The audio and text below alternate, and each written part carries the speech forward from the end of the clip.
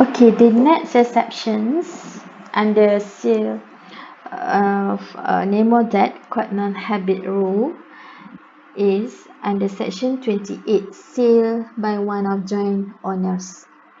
Based on these provisions, if one of several owner of goods has the sole possessions of the goods by permissions of the co-owners, the property in the goods is transferred to any person who buys them from such joint owner in good faith and has not at the time of the contract of sale noticed that the seller has no authority to sell.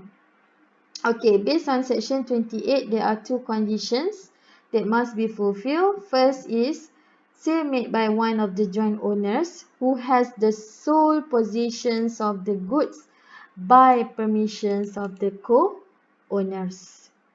Okay, he get the sole possession maksudnya dia seorang saja yang berhak untuk simpan goods tu. And the buyer acts in good faith and has no knowledge of the seller's lack of authority to sell. Okay, maksudnya dia tak tahu yang seller has no authority to sell the goods. Okay, for example, Tom, Dick and Harry jointly own a microwave oven. Tom was allowed to keep the oven. Okay, so in this situation, Tom has a sole possession of the oven. And Tom, without Dick and Harry's permissions, sold the oven to Nancy, who did not know about Tom's lack of authority.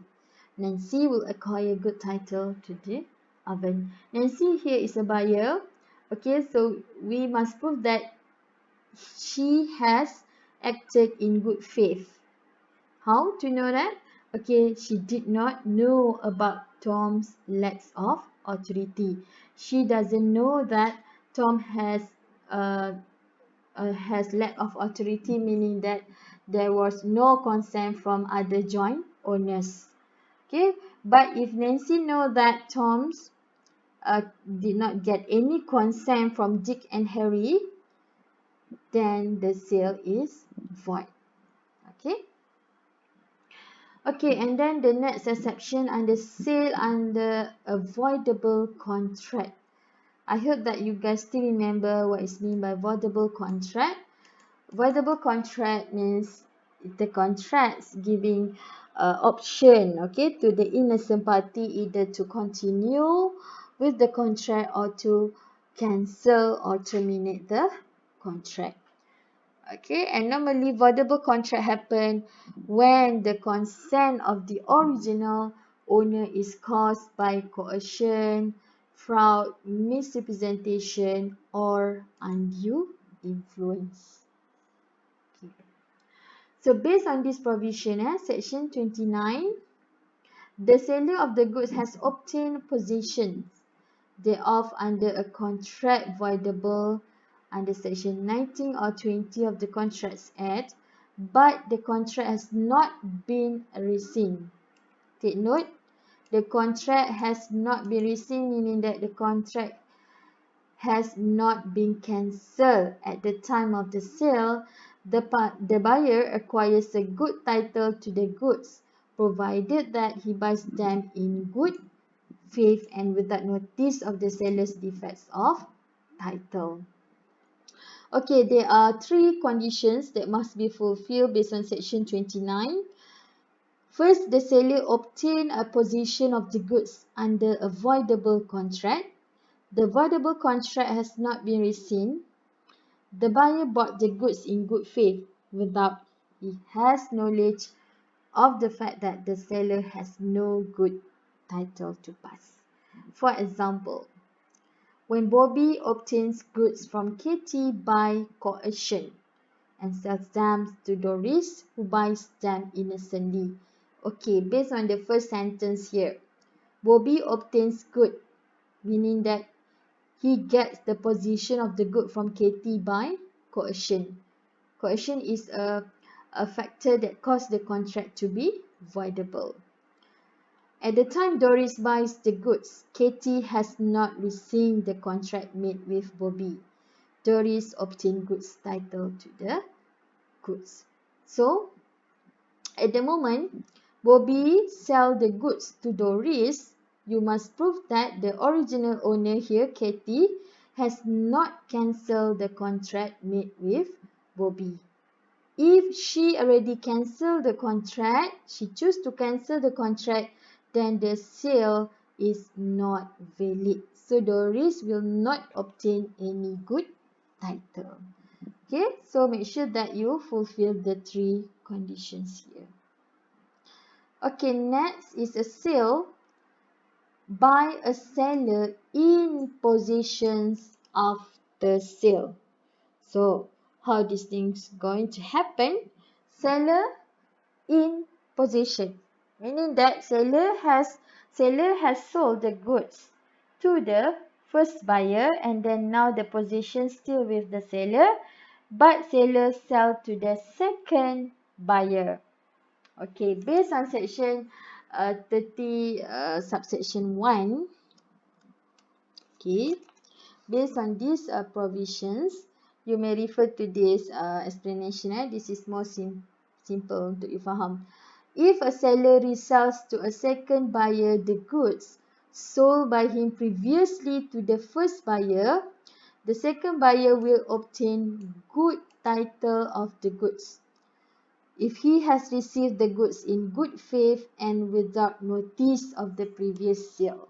So, buyer must has no notice of the previous sale, and the first buyer will lose the title, but he can take legal action against the seller who will be liable to them. This is the rights given to the first buyer.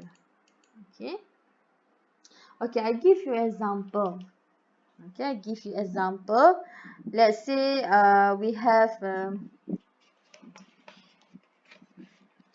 okay, for example, okay, let's say we have Ali, okay, as the seller, and then we have Abu as the first buyer, and Amin as the second buyer.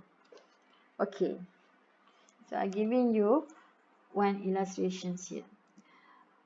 Okay, the first instance, the first situation, Abu went to Ali's shop to buy a guitar. Okay, and then Abu paid for the guitar. Let's say the price is 5,000 ringgit. So now, based on this contract, Abu received the ownership of the guitar. Okay, and then Abu said to Ali that I'm going to leave the guitar here. Tomorrow I will collect it. So now the positions of the guitar is with Ali. Okay, I hope that you get it. Ali has the positions of the guitar. Okay, later Amin come. Okay, and Amin becomes interested. Okay, when he saw the guitar, and Amin offered to Ali to buy the guitar at 10,000 ringgit. Okay, and Ali sold the guitar to Amin. Whether Amin get good title over the guitar? Yes. Okay, provided that Amin has no notice of the previous sale made between Ali and Abu. Okay, so what is the rights given to Abu? Abu can take legal action against Ali for breach of contract. Okay, I hope that you understand these exceptions. Okay, and last but not least is a sale by a buyer in possession. Just now it's a sale made by a seller, and now it's a sale by a buyer in possession. So based on section 30 subsection 2, you may refer to this explanation. If a buyer having bought or agreed to buy goods obtains a possessions of the goods or the documents of title with the consent of the seller, he can pass a good title to a subsequent buyer acting in good faith even if under the first transaction he has not obtained a good title. Okay, this is how. Normally this happen when the buyer choose the method of when the buyer choose check as the method of payment. Okay, for example, okay, give example. Okay, we have a Siti as the seller.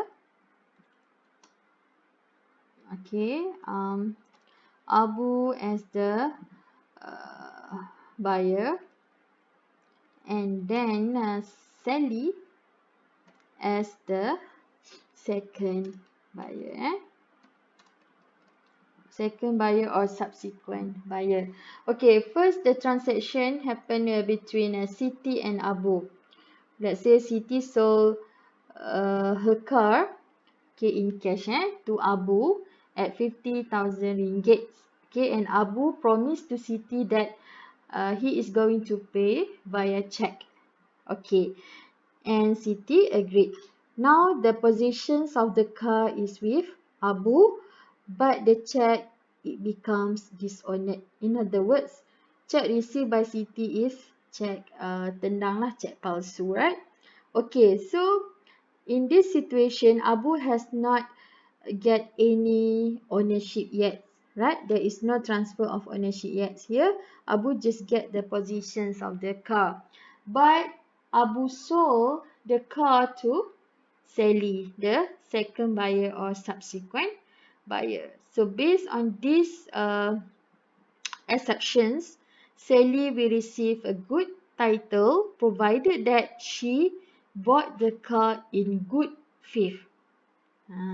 Okay, so you must prove that, okay, the buyer bought the car in good faith. Okay, and basically in this situation, Abu will be liable to Siti. Siti can take action against Abu for breach of contract. Okay, so this is how you explain the exceptions to Nemo that quite non-habit rule. If you guys have any questions to ask, okay, please text me as soon as possible. Thank you everyone. Assalamualaikum.